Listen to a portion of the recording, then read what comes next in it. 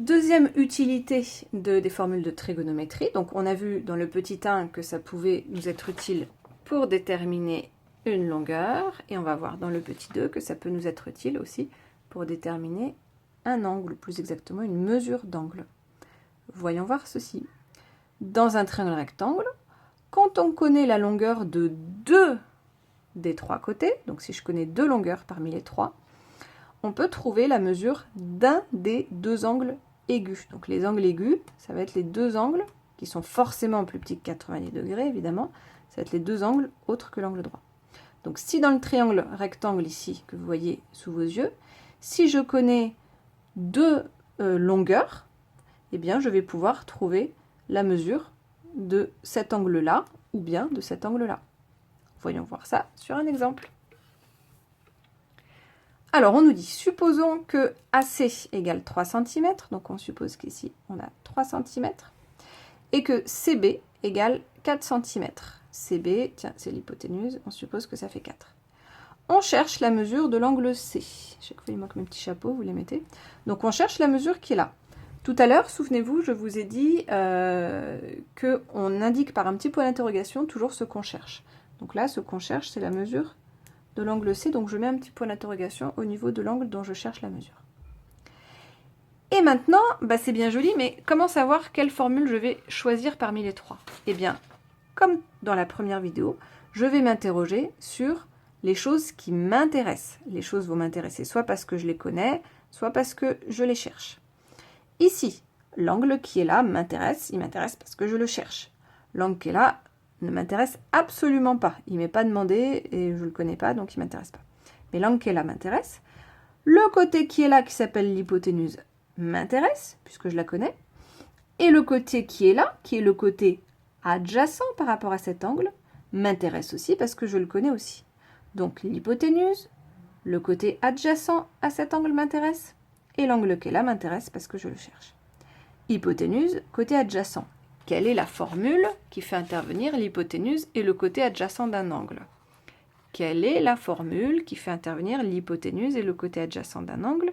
Ne serait-ce pas la formule du cosinus? Si, côté adjacent, hypoténuse. La seule qui peut marcher ici, c'est celle-là. D'accord? Donc, la formule à choisir, c'est la formule du cosinus. Alors, voilà comment on va rédiger. Dans le triangle ABC rectangle en A, on a cosinus de l'angle C qui est égal à, alors je rappelle la formule, donc concrètement chez nous ça va faire longueur de AC, donc côté adjacent, sur longueur de l'hypoténuse, donc sur BC. Donc égal à AC sur BC. Cosinus de l'angle C égale AC sur BC. Je vais remplacer.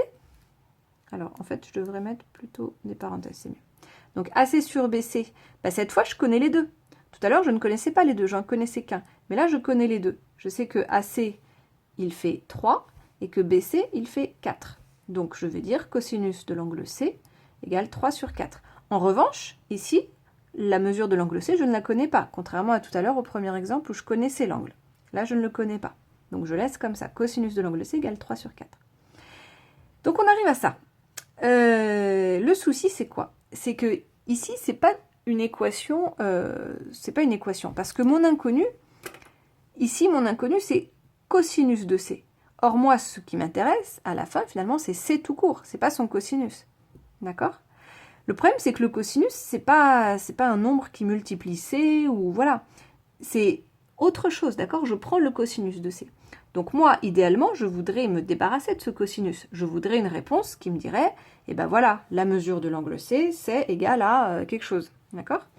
Or là, j'ai un cosinus qui m'embête. Je veux me débarrasser de ce cosinus. Donc, qu'est-ce que je vais faire? Je vais utiliser quelque chose qui s'appelle arc cosinus. Qu'est-ce que c'est que ce truc-là? Alors, je vous mets ça sur un petit papier. Donc, j'en étais là. Cosinus de l'angle C égale 3 sur 4. D'accord? Et je veux me débarrasser de ce cosinus. Comment on se débarrasse du cosinus? Eh bien, en mettant, on va dire, son héros opposé, je ne sais pas comment dire ça. Enfin bref, il y a un seul truc qui peut éliminer le cosinus, c'est ce qu'on appelle arc cosinus. Arcos, d'accord, en abréviation. Arcos, c'est le seul capable d'éliminer cos. Sauf que, comme d'habitude, quand je mets quelque chose à gauche, qu'est-ce que je dois faire? Je dois mettre la même chose à droite. Donc là, imaginez que vous faites tomber du ciel devant cosinus C ce arcos là. Eh bien, si vous le faites tomber du ciel à gauche, vous devez le faire tomber du ciel en même temps à droite. Là, ça ne va pas rentrer. Ok.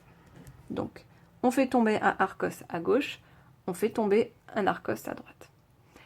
Qu'est-ce que ça veut dire que ce arcosinus? Ben, ça veut dire, comme je vous l'indiquais, que les deux là, ils s'auto-éliminent l'un l'autre. Paf, paf. D'accord? Qui me reste-t-il? Il me reste uniquement l'angle C. Donc ça y est, youpi, je me suis débarrassée du cos. Sauf que à droite, bah là du coup j'ai un truc bizarre qui est apparu. Ce fameux arcos de 3/4, puisqu'on avait 3/4 au départ. Ça, ne me demandez pas combien ça fait, je n'en ai strictement aucune idée. Moi je n'en ai aucune idée. Mais elle sait exactement combien ça fait. En tout cas, elle en connaît un bon arrondi. Alors, on va chercher, en fait, sur la calculatrice, vous avez une touche comme ça. Vous avez une touche cos, mais vous avez aussi une touche arcos. Alors, attention, parce qu'histoire de vous compliquer un petit peu la vie, en fait, sur certaines calculettes, vous aurez marqué ça, mais sur d'autres calculettes, sur certains modèles, vous aurez marqué cos moins 1, avec un petit moins 1 comme ça. D'accord? Ces deux choses-là, ça veut dire pareil, d'accord? Ça veut dire le contraire du cosinus. Donc, si vous voyez cos moins 1, ou arcos, c'est la même chose. Donc certaines calculettes ont ça, d'autres ont ça. Où est-ce que c'est sur la calculette? En fait, vous allez d'abord chercher la touche cos. Donc vous voyez, elle est là. Et en général, c'est au-dessus. Enfin, en général, tout le temps, c'est au-dessus. Alors le problème, c'est que c'est un petit peu trouble, là, mon truc. Ah, c'est trouble? Oui, c'est trouble. Bref. Donc vous voyez, par exemple, sur ce vieux modèle Hewlett-Packard, donc c'est pas très à jour, eux, ils ont écrit ça cos moins 1 en bleu. Donc pour y accéder, je vais faire Shift et après cos. Mais la plupart de vos calculatrices, en général, il y a marqué arcos. Bon, bref. Donc, on y va, j'allume ma calculette et je fais la touche Shift, seconde, cos. Et là, je vois apparaître, alors eux, ils l'ont appelé cos moins 1. Soit vous verrez apparaître cos moins 1, soit vous verrez apparaître arcos. D'accord? Et là, je tape 3/4. Alors, soit je le mets sous forme de fraction, soit 3/4, je sais que c'est 3 divisé par 4. Donc, si j'ai la flemme de mettre une fraction, je peux tout à fait mettre 3 sur 4. 3 divisé par 4, je veux dire. D'accord? 3 divisé par 4. Donc cos moins 1, autrement dit arcos de 3 divisé par 4. Et voilà, ça me donne quelque chose comme ça. Donc ça va me donner environ 41 degrés. Alors en général, en degrés, on arrondit à l'unité près. Donc je ne vais pas mettre de chiffre après la virgule, je vais dire que c'est à peu près 41 degrés. D'accord? Donc sur la correction, je vois marquer ça. Alors pensez à mettre les petits chapeaux, parce que je suis désolée, je les ai pas... Ils n'apparaissent pas dans le cours, je n'étais pas très douée. D'accord?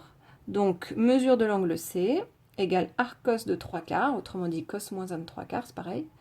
Et pourquoi j'ai 37 degrés? Qu'est-ce que c'est que ce bins là? Alors attendez, ça c'est très intéressant, mais j'ai pas la même chose que... Oups. Eh bien, mesdames et messieurs, je crois qu'il y a une petite erreur dans ce cours. D'accord? C'est pas 37, c'est autour de 41 degrés. Donc, évidemment, c'était fait exprès, vous n'en doutez pas, j'espère. Voilà. 41 degrés. D'accord? Et c'est un arrondi au degré, c'est-à-dire ici à l'unité près. D'accord? Voilà.